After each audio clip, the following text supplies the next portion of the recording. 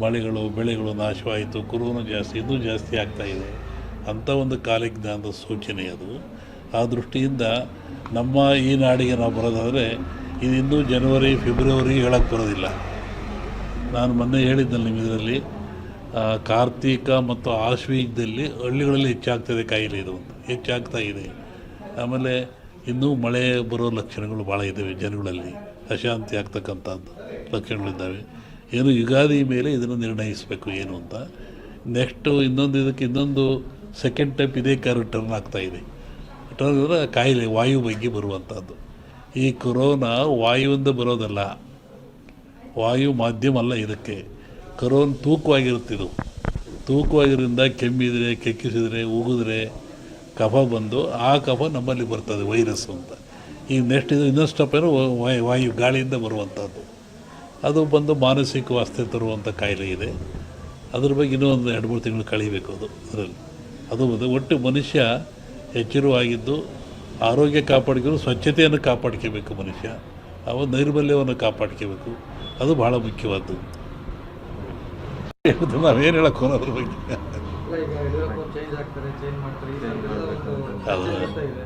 ಹಾಗೇನಿಲ್ಲ. ಮೊನ್ನೆ ಗ್ರಹಣಗಳು ಎಲ್ಲ ಬಂತಲ್ಲ, ಇದು ಭಾರತ ಕಂಡ ಜಗತ್ತಿನಾದ್ಯಂತ ಇದರ ಭವಿಷ್ಯ ಅಂದರೆ ರಾಜಕೀಯ ವಿಪ್ಲವ ಅಂತದೆ. ಅಮೇರಿಕಾದಲ್ಲಾಯಿತು ಮತ್ತು ಎಲ್ಲ ಕಡೆ ಅಟ್ಲಾಗ್ತಾ ಇದೆ. ರಾಜಕೀಯ ವರ್ಗದ ಬಗ್ಗೆ ವಿಪ್ಲವ ಅಂತ ಹೇಳ್ತಾರೆ.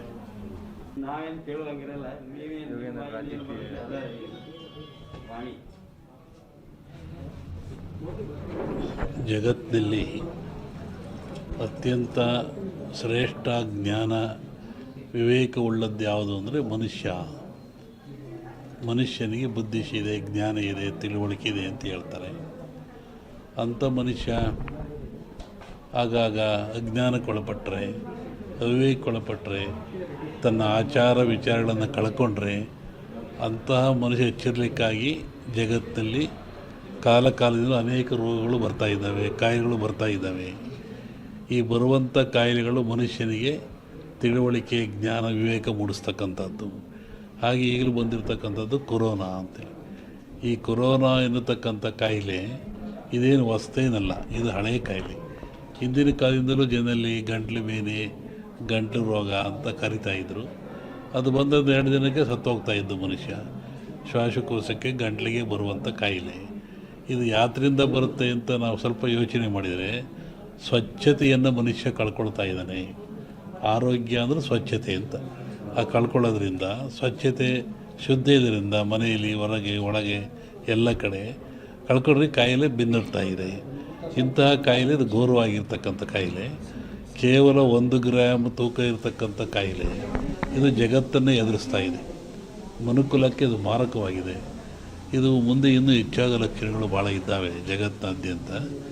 ನಾನು ಹಿಂದೆ ಒಂದು ಹೇಳಿದ್ದೆ, ಸಿರಿವಂತ ಮಗನುಟ್ಟಿ ಆಳುವನು ಮುನಿಪುರವ, ಯುದ್ಧವಿಲ್ಲದೆ ಮಡಿಯ ಪುರವಲ್ಲ ಕೂಳಾದೀತು. ಸಿರಿವಂತ ಮಗನುಟ್ಟಿ ಆಳುವನು ಮುನಿಪುರವ. ಮುನಿಪುರ ಅಂದರೆ ಅಮೇರಿಕಾ ದೇಶವನ್ನು ಸನ್ಯಾಸಿ ಊರು ಅಂತ ಕರೀತಾರೆ.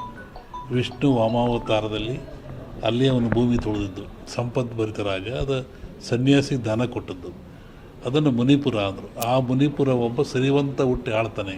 ಡೊನಾಲ್ಡ್ ಯಾರ ಮನೆ ಹೋದ್ನಲ್ಲ, ವಿತೌಟ್ ಬ್ಯಾಟ್ರಿ ಜಗತ್ತು ಹಾಳಾಗೋಗ್ತದೆ ಅಂತ. ಹಾಗೆ ಅವನ ಕಡೆಯ ದಿನಗಳಲ್ಲಿ ಮಳೆಗಳು ಬೆಳೆಗಳು ನಾಶವಾಯಿತು, ಕೊರೋನಾ ಜಾಸ್ತಿ, ಇನ್ನೂ ಜಾಸ್ತಿ ಆಗ್ತಾಯಿದೆ. ಅಂಥ ಒಂದು ಕಾಲಜ್ಞಾನದ ಸೂಚನೆ ಅದು. ಮನೆ ಸಾರಿಸ್ತಾ ಇದ್ರು, ಇವತ್ತು ಏನಿಲ್ಲ ಹಂಗೆ ಕ್ಲೀನ್ ಮಾಡಿಬಿಡ್ತಾರೆ, ಫ್ಯಾನ್ ಹಾಕಿ ಗಾಳಿ ಊರಿಸಿಬಿಡ್ತಾರೆ. ಇಂಥ ಅವ್ಯವಸ್ಥೆ ಬಂದಿರೋದ್ರಿಂದ ಕ್ರಿಮಿಕೀಟಗಳು ಮನೆಯಲ್ಲಿ ಆವರಿಸಿದು, ಮನಸ್ಸಿನಲ್ಲಿ ಆವರಿಸಿದು, ಶರೀರದಲ್ಲಿ ಸೇರಿದು. ಇದಕ್ಕೆ ಬಹಳ ಚಿಂತನೆ ಮಾಡಬೇಕು ಇವತ್ತೆಲ್ಲರೂ. ಇನ್ನೊಂದು ರೂಪ ತಗೊಳುತ್ತೆ, ಇದು ಗಾಳಿ ರೂಪಕ್ಕೆ ಬರುತ್ತೆ ಮುಂದೆ. ನಿನ್ನೆ ಹೇಳಿದ್ದೀನಿ ನಾನು, ಇದು ಗಾಳಿ ಮಾಧ್ಯಮವಾದರೂ ತೂಕವಾಗಿದೆ. ಮುಂದೆ ಬರುವಂಥದ್ದು ಗಾಳಿ ರೂಪವನ್ನು ತಗೊಳುತ್ತೆ. ಯಾಕೆ ನನ್ನ ಹತ್ರ ಕೇಳಿರಲ್ಲ. ನಿನ್ನೆ ಒಂದು ಖಾಸಗಿ ಕಾರ್ಯಕ್ರಮದಲ್ಲಿ ಬೆಂಗಳೂರಿನಲ್ಲಿ ಸಿದ್ದರಾಮಯ್ಯ ನಾವು ಮಾತಾಡ್ತಾ ಇದ್ವಿ. ಅವ್ರು ಹೇಳಿದರು, ನನಗೂ ಕೊರೋನಾ ಹೋಗ್ಬಿಡುತ್ತೆ ಗುರುಗಳೇ, ನಿಮ್ಮ ಟಿ ವಿ ನೋಡಿದೆ ಇನ್ನೂ 3 ವರ್ಷ ಹೋಗಲ್ಲ ಅಂತೀರಾ, ಹೆಂಗೆ ಮಾಡೋಣ ಅಂತ ಹೀಗೆ ತಮಾಷೆ ಮಾಡ್ತಾ ಕೂತಿದ್ವಿ. ಹಾಗೆ ಗಾಳಿ ರೂಪದಲ್ಲಿ ಏನಾಗ್ತದೆ, ಪ್ರೇತ ಬಾಧೆಯಲ್ಲಿ ಯಾಕೆ ಬರ್ತದೆ, ಎಲ್ಲವಕ್ಕೊಂದು ವೈಜ್ಞಾನಿಕ ಉತ್ತರವನ್ನು ಕೊಡಬೇಕು. ಕಂದಾಚಾರ ಉತ್ತರ ಕೊಟ್ಟರೆ ಏನು ಉಪಯೋಗ ಆಗಲ್ಲ. ಈ ನಮ್ಮಲ್ಲಿ ಸತ್ತವ್ರಿಗೆ ಏನು ಮಾಡ್ತೀರಿ, ಸಮಾಧಿ ಅಂತೀರ. ಯಾಕೆ ಸಮಾಧಿ? ಅದಕ್ಕೊಂದು ಧಾರ್ಮಿಕ ಆಚರಣೆ ಎಂದರು. ಇದ್ರ ಉದ್ದೇಶ ಏನು? ಮನುಷ್ಯ ಪ್ರಾಣ ಹೋದ ಮೇಲೆ, ಶರೀರ ಶವ ಆದ ಮೇಲೆ ಇಲ್ಲಿ ಬರುವಂಥ ಫಂಗಸ್ಗಳು, ಕೀಟಗಳು ಬಹಳ ಅಪಾಯಕಾರಿ. ಪ್ರಾಣಿಗಳ ದೇಹದಿಂದ ಬರುವಂಥ ಕೀಟಗಳಿಂದ ಮನುಷ್ಯನ ಸಿಲುಬರುವಂಥ ಕ್ರಿಮಿಗಳು ಬಹಳ ಅಪಾಯಕಾರಿ.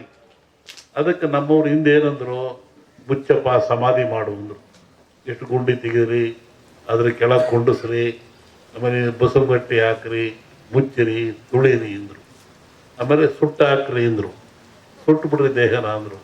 ಇದು ಧಾರ್ಮಿಕ ಪರಂಪರೆ ಆದರೂ ಒಂದು ಆರೋಗ್ಯದ ಒಂದು ಮೌಲ್ಯವಾಗಿರ್ತಕ್ಕಂಥದ್ದು. ಇವತ್ತು ಮೊನ್ನೆ ಏನು ಮಾಡಿದರು, ಲಕ್ಷಾಂತರ ಜನ ಸಾವು ತಂದರು. ಸಾವು ತಂದು ಗುಂಡಿ ತೆಗೆದ್ರು, ಹೆಸರು ತಗೊಂಡೋಗಿ ಎಲ್ಲ ಎಣ್ಣೆಗಳನ್ನು ಸಾಮೂಹಿಕವಾಗಿ ಗುಂಡಿ ತಿಕ್ಕಿ ಹಾಕಿದ್ರು, ಬೆಂಕಿಗೆ ಹಾಕಿದ್ರು. ಆದರೆ ಅವ್ಯಾವೂ ತನ್ನ ಶರೀರದ ಬ್ಯಾಕ್ಟೀರಿಯಾ ಕಳ್ಕೊಳ್ಳಿಲ್ಲ. ಅವೆಲ್ಲ ಏನಾಗ್ತವೆ, ಭೂಮಿಯ ಗಾಳಿಯ ಸಂಪರ್ಕದಿಂದ ಮೇಲೆ ಬರ್ತದೆ. ಅದು ಆಕಾಶ ತತ್ವ, ಅಲ್ಲಿ ಕಾಸ್ಮಿಕ್ ರೇಸ್ ಅಂತ. ಭೂಮಿಗೂ ಆಕಾಶಕ್ಕೂ ಒಂದು ಮಧ್ಯೆ ಒಂದು ಲೇಯರ್ ಇರ್ತದೆ, ಕಾಸ್ಮಿಕ್ ಲೇಯರ್. ಅಲ್ಲಿ ಎಲ್ಲ ಸಂಗ್ರಹ ಆಗ್ತದೆ. ಹೆಂಗೆ ನೀರು ಮೇಲೋಗಿ ಮೋಡವಾಗಿ ಗಾಳಿಯಿಂದ ಭೂಮಿಗೆ ಬರ್ತದೆ, ಹಾಗೆ ಒತ್ತಡ ಬಂದಾಗ ಅವು ಕೆಳಗೆ ಬರ್ತದೆ. ಅವು ನಿರ್ವಾತ ಪ್ರದೇಶ ಉತ್ಪತ್ತಿ ಆಗ್ತದೆ. ಅವು ಯಾವಾಗ ಮನುಷ್ಯನ ಮೇಲೆ ಅಟ್ಯಾಕ್ ಆಗ್ತವೆ, ಆವಾಗ ಮನುಷ್ಯ ಸಾಯ್ತಾನೆ. ಇದನ್ನು ನಾವೇ ಇಂದು ಇದೆ. ಇದು ಹೊಡಿತು ಅಂದರು, ನೆಲಪಟ್ಟು ಹೊಡಿತು ಅಂದರು. ಇದನ್ನೆಲ್ಲ ಅಂತಹ ಕ್ರಿಯೆ ಬರ್ತವೆ. ಅದಕ್ಕೆ ಎಚ್ಚರವಾಗಿರ್ರಿ, ಭಾಳ ಮುಖ್ಯವಾಗಿರಬೇಕು ಅಂತ. ಇನ್ನೂ ಅನೇಕ ಕ್ರಿಯೆ ತಗೊಂಡ್ರೆ ಎದರ ಅವಶ್ಯಕತೆ ಇಲ್ಲ. ಇದು ಪ್ರಾಣ ಕಳೆಯುವಂಥ ಕಾಯಿಲೆ ಅಲ್ಲ. ಮನುಷ್ಯ ಭೀತಿಗೊಳಪಟ್ಟು ಹೆದರಿ ಸಾವಿಗೊಳಪಡ್ತಾ ಇದ್ದಾನೆ. ಅದಕ್ಕೆ ಸಾಯ್ತಕ್ಕಂಥ ಎದುರಿಸಿಲ್ಲ. ಅದಕ್ಕೆ ತಕ್ಕನಾದ ಮೆಡಿಸಿನ್ಗಳು ಅಥವಾ ಸ್ವಚ್ಛತೆ ಕಾಪಾಡ್ಕೊಳ್ಳಿ, ಭಾಳ ಮುಖ್ಯವಾಗಿರ್ತಕ್ಕಂಥ. ಈ ಧಾರ್ಮಿಕ ಆಚರಣೆಗಳು ನೀವು ಒಬ್ಬರನ್ನೊಬ್ಬರು ಕಂಡು ಏನಂತೀರಾ, ಆರೋಗ್ಯವಾಗಿದ್ದೀರಾ ಅಂತ. ನೀವು ಕಾಗದ ಹಂಗಂತ ಬರೀತೀರ, ನಾವು ಆರೋಗ್ಯ, ನಿಮ್ಮ ಆರೋಗ್ಯ. ಏನು ಆರೋಗ್ಯ ಅಂದರೆ ಏನು? ದೇಹದ ಆರೋಗ್ಯವೇ, ಮನಸ್ಸಿನ ಆರೋಗ್ಯವೇ? ಏನು ಆರೋಗ್ಯ? ನೋಡ್ರಿ, ನಮ್ಮ ಜನ ಎಷ್ಟು ಬುದ್ಧಿವಂತರು. ಸನಾತನ ಕಾಲದ ಸಹಿತ ಒಂದು ಆರೋಗ್ಯವಾಗಿದ್ದೀರಾ, ಶರಣು ನಮಸ್ಕಾರ, ಆರೋಗ್ಯವಾಗಿದ್ದೀರಾ ಅಂತ. ಯಾವುದು ಆರೋಗ್ಯ? 6 ಯೋಗ್ಯವಾಗಿದ್ದಾವ. 6 ಯಾವುವು? ಮನುಷ್ಯರ್ತಕ್ಕಂಥ 6 ಯೋಗ್ಯವಾಗಿದ್ದಾವೆ. ಚೆನ್ನಾಗಿಟ್ಕೊಂಡು ಚೆನ್ನಾಗಿರ್ತೀರ ಅಂತ. ಕಾಮ, ಕ್ರೋಧ, ಮೋಹ, ಮದ